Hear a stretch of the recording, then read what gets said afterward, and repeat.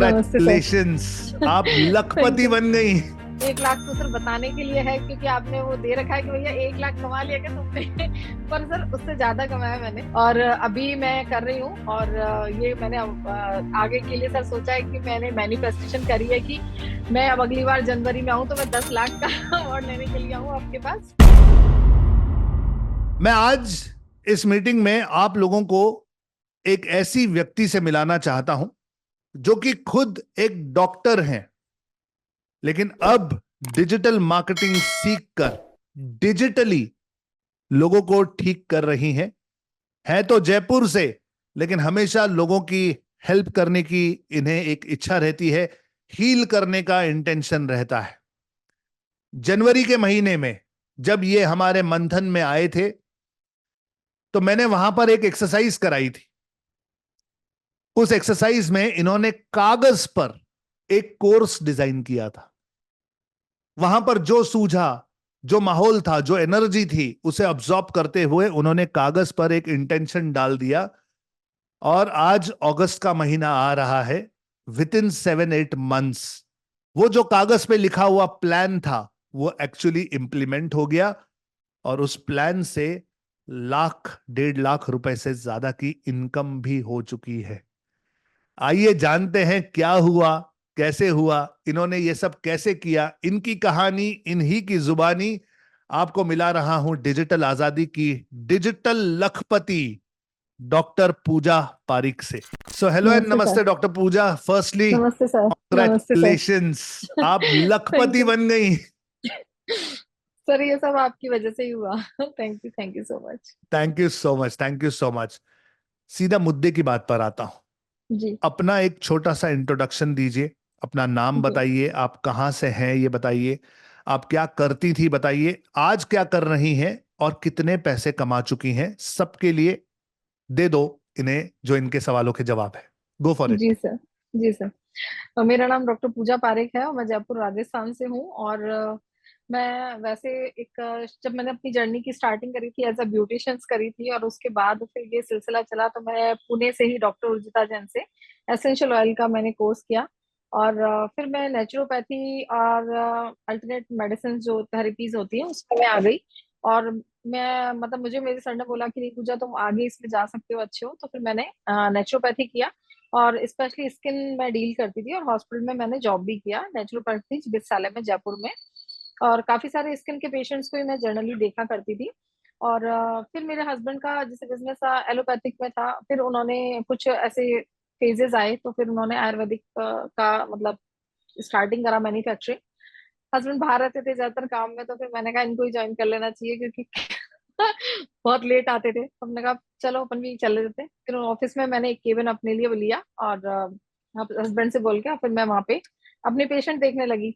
Patient के साथ साथ मुझे नॉलेज थी आयुर्वेद की, तो मैंने कुछ कुछ प्रोडक्ट्स में अपने अपने बीच बीच ही बोलती रहती थी ये डाल लो वो डाल लो, तो ऐसे करके फिर मैंने कहीं ना कहीं जैसे क्लैश होती थी चीजें कि नहीं नहीं ऐसे नहीं ऐसे करें, तो फिर मैंने अपनी खुद की कंपनी बनाई टीआर आयुर्वेदा।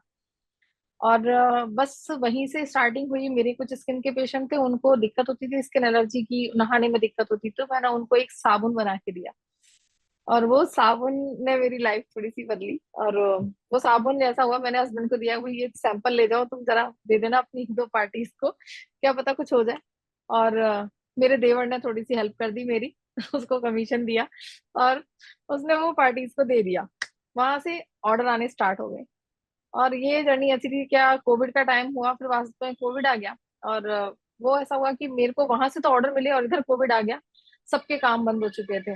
मेरे फ्रेंड सर्कल में भी काफी लोग जॉबलेस हो गए थे। तो फिर उस टाइम पे मेरा काम ऐसा था, जो मैंने अपने घर के ऊपर ही एमएसएमई का लाइसेंस ले लिया।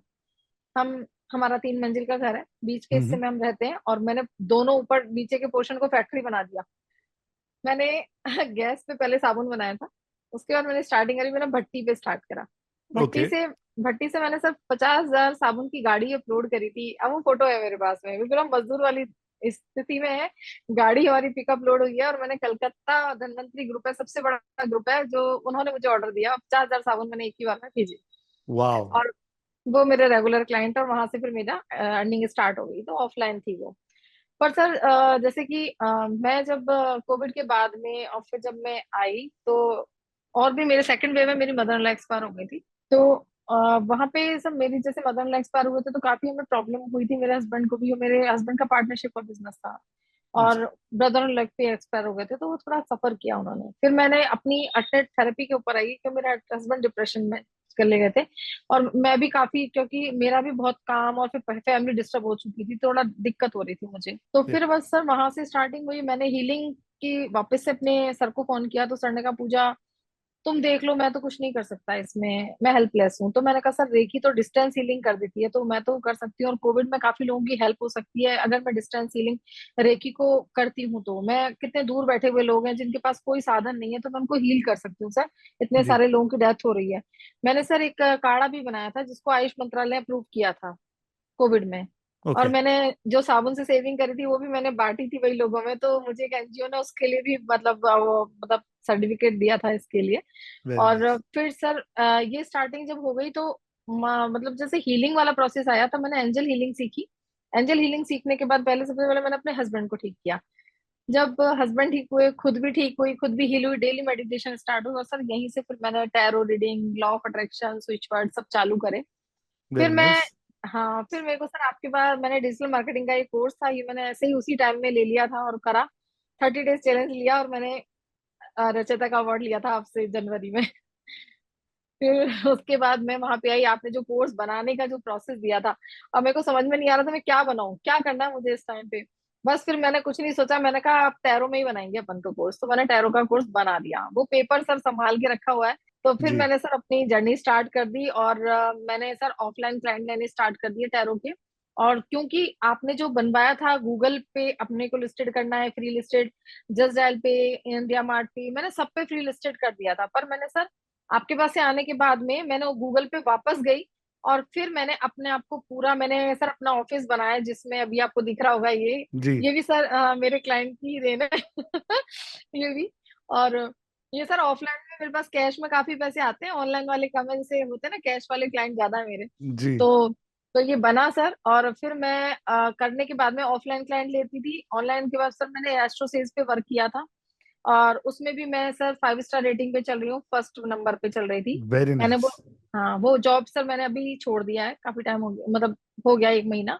और उसके भी सर मैंने अपने रिव्यूज है ना गूगल पे डाले, जैसे आप सिखाते हो सर वैसे वैसे ही किया है मैंने सब। और टचवुड सर बहुत अच्छा कमाया मैंने, और 1 लाख तो सर बताने के लिए है, क्योंकि आपने वो दे रखा है कि भैया 1 लाख कमा लिया क्या तुमने। पर सर उससे ज्यादा कमाया मैंने, काफी अच्छा कमाया है, बहुत अच्छा फैंटास्टिक, कमाया sir.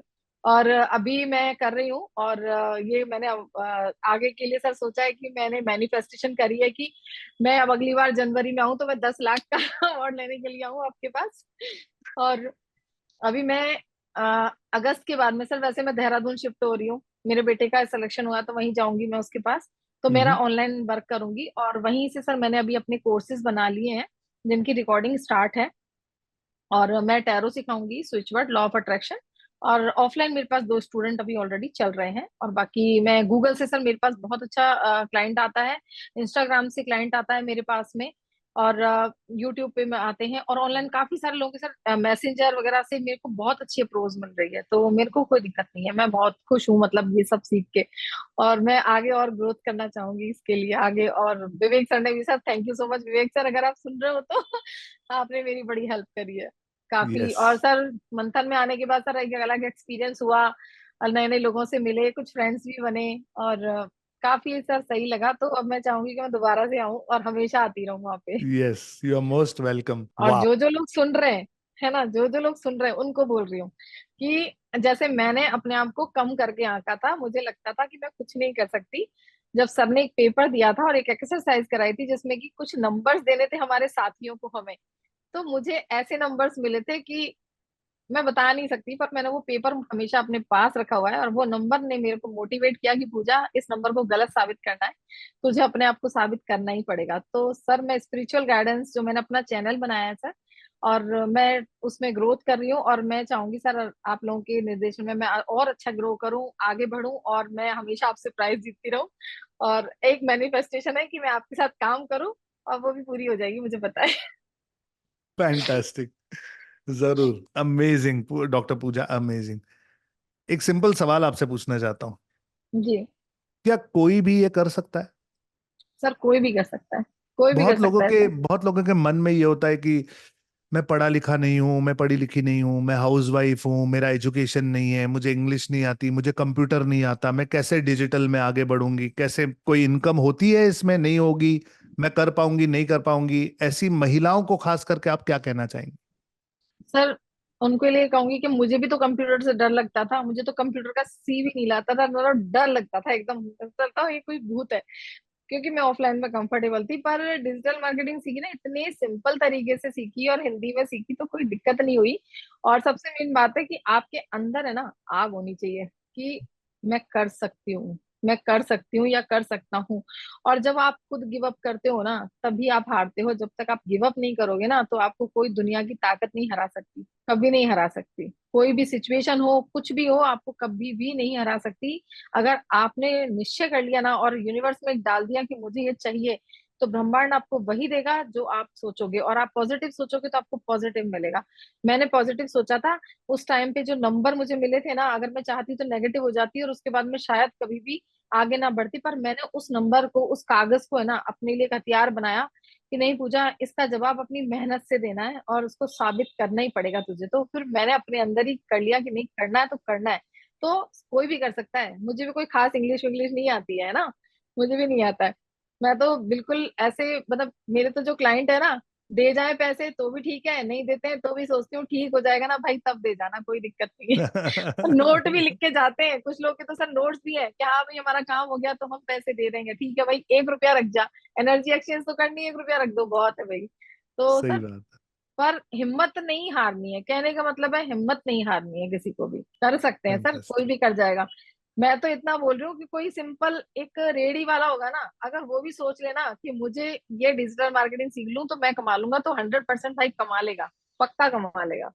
Fantastic, fantastic. More power to you doctor Pooja. आप बहुत सारे, खास करके महिलाओं को इंस्पायर कर रहे हो इस समय, क्योंकि मुझे ऐसे लगता है कि हमारी सोसाइटी में थोड़ा महिलाओं को यूजुअली इतना ध्यान नहीं दिया जाता, इतनी अपॉर्चुनिटी नहीं मिलती, या उनके कॉन्फिडेंस पर कोई काम नहीं सवाल करता।